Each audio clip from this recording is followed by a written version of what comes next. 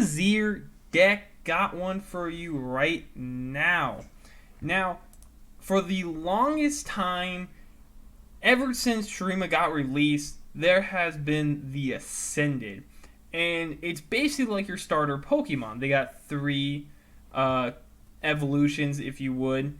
You have the basic, the normal, and then the ridiculous, you're probably going to win the game level, right? So, in Shurima, or to get Ascended, you have to flip a Sun Disc. Or you have to have it reach countdown. You have to activate it. And so with this deck, it's going to be King Azir, Renekton, and Nasus, 2 of each. And that's what this deck is. I'm going to walk you through key cards in this deck and then kind of the general idea. And first, let me say this is a late game deck. Has to be. If you want to get these guys leveled up, it's going to be a late game deck. These are generally your win conditions. And let's get into it. With the Sun Disc. Now, the deck is only Shuriman because you get this on turn 1. Now, this promotes a unique opportunity of you will always have a turn 1 playable card, and it will be this. With that being said, I do have Scrying Sands, which is just good because of Predict, and then a very quick card early on to weaken someone so you can get a favorable trade. Next, we have Treasure Seeker, and the reason why I go with someone like her instead of I don't even know what that one drop is called. Oh, Doomkeeper. They both summon another unit. The difference is that Doomkeeper's right away, but it's only a 1/1. And in this late game deck, that's not really going to be useful. That's more like good for like rush, mid. Treasure Seeker, you get a 5/2. You have to play it, but it's just a free card. You can use it as a defender or as an attacker for one-time use. And that's why I think it's really good. That's why I put it in as a 3-of. It's good for the early game. There's going to be a lot of Predict in this deck, so it's okay to kind of have 3 of her because you're going to be able to kind of cycle through your deck a little bit. Aspiring Chronomancer, just Predict, 2/3. Really strong card in the early game. Rockhopper is actually here to give Vulnerable to help Renekton out. But other than that, he's a 3/1 for 2 mana. He's going to be a threat that someone's going to have to deal with, right? It's either going to be an easy trade or they're going to waste a spell on him. And honestly, if they waste a spell on him, I'm happy with it. Because we still get the landmark, and there's no way they're going to kill him and the landmark. There's just too much to deal with. So you get some benefit out of 2 mana. Ruthless Predator. This is pretty much just to help out Renekton. I'm not going to keep too long with this. It's a pretty good card.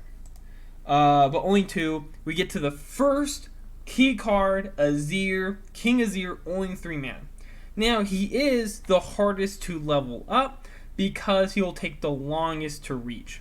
The other 2, pretty situational. Him, guarantee it's going to be around or past when you hit 10 mana, because you have to summon 13 allies, so unless you get them really early on, just getting free soldiers, it's not going to happen. But later on, he will level up. Generally, what you want to happen is you want him to either level up straight to 3 or just play around with 2 a little bit. Because after you summon 13 allies, you get this Azir, which, same ability, you just summon attacking Sand Soldier. But he gets +1/+0 every time you summon an ally. And then his Ascended, the ultimate Ascended version, is you get the Emperor's deck. If you don't know what the Emperor's deck, it is by far the most insane deck in the game because there's so much draw. The units are ridiculously powerful for the cost. And I think you draw 3 then you draw 1. But you get so much. Because a lot of the cards do have draw. There's even a 2 mana card burst to draw 2. At 10 mana, it's like you're going to fill your board at least. So this is why this deck is being created, is because you kind of want to get to the Emperor's deck, because then your deck is far superior than everyone else's. There's no doubt about that. They might have combos, but you have better units and combos that can probably overpower them. But moving on, careful preparation. This is a card probably not a lot of people know. Let me say, to play, place a card from your hand into your deck, predict, then create an exact copy of the chosen card in hand. So, this is really good if you get a second Sun Disc, or if you get maybe like a second Gnosis or something. Like, just if you have 2 champions, you can throw one away back into your deck, and then you can grab a card that's a little bit more useful for you. And that's why this card is really good, because you get a copy of the card instantly and then another one. So you can kind of get yourself out of binds, or you can be a little bit more wasteful and just be a little greedy. Next, Exotype Researchers. If you aren't running this card in Shurima, I don't know what you're doing, because I am convinced this is the greatest 3-mana card there is in the game, no questions asked. When I'm summoning, grant 3 randomized in your deck +3/+3 for 3 mana and she's a 3/3. What more do you want?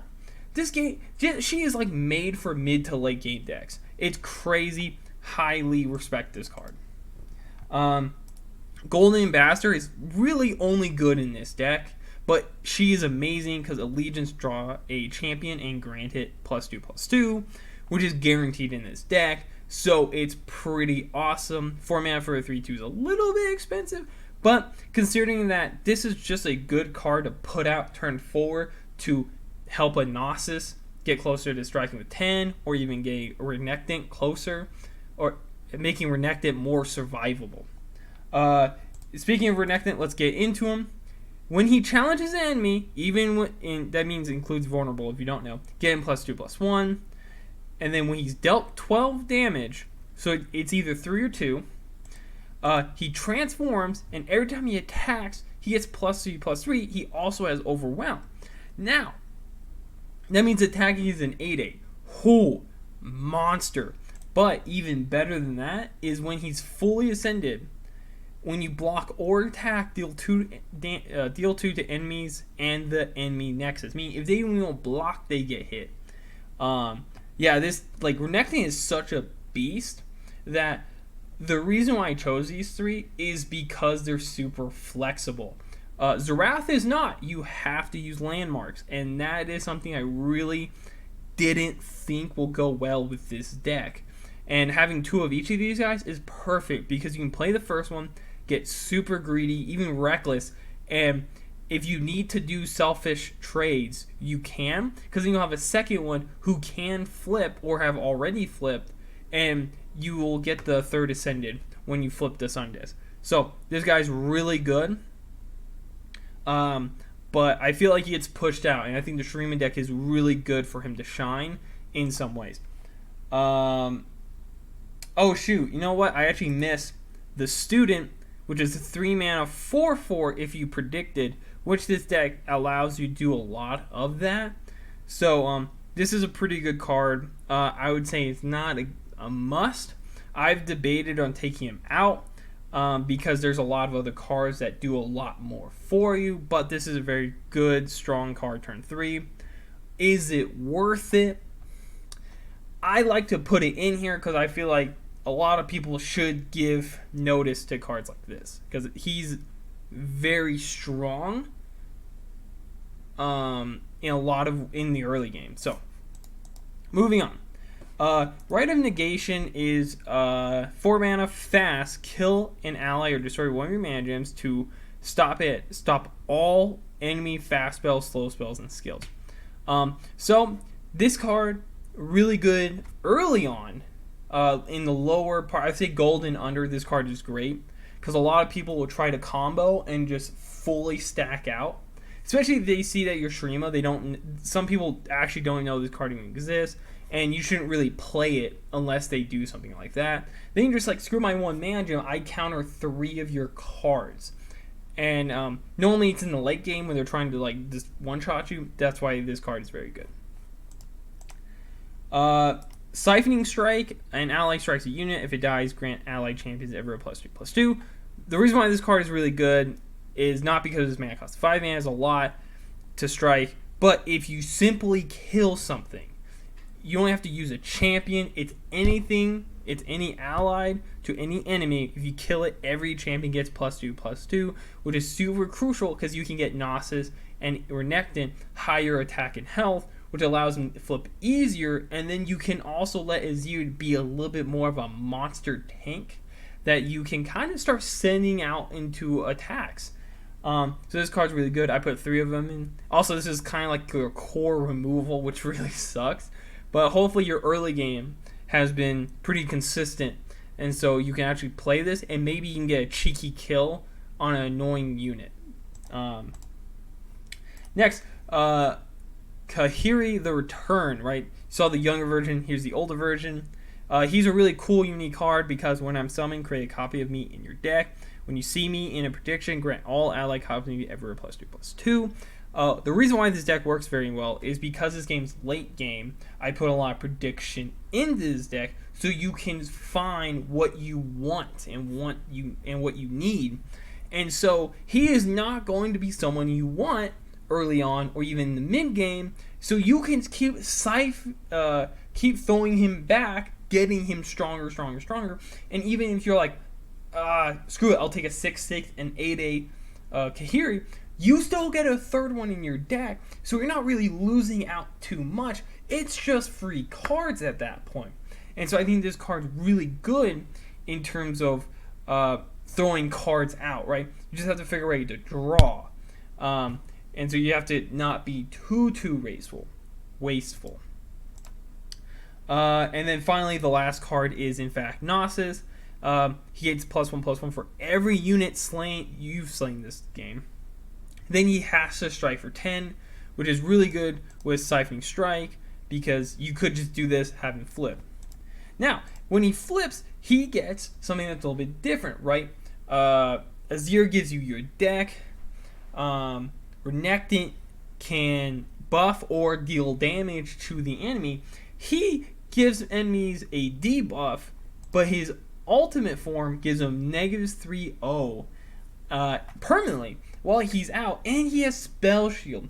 So if you're wondering, yeah, this dude's a freaking giant, and you tend to want him to get him out later when he's closer to 10, like 9, 8, kill 2 units and then just strike, because a lot of people don't know what these cards do. Honestly, not anymore.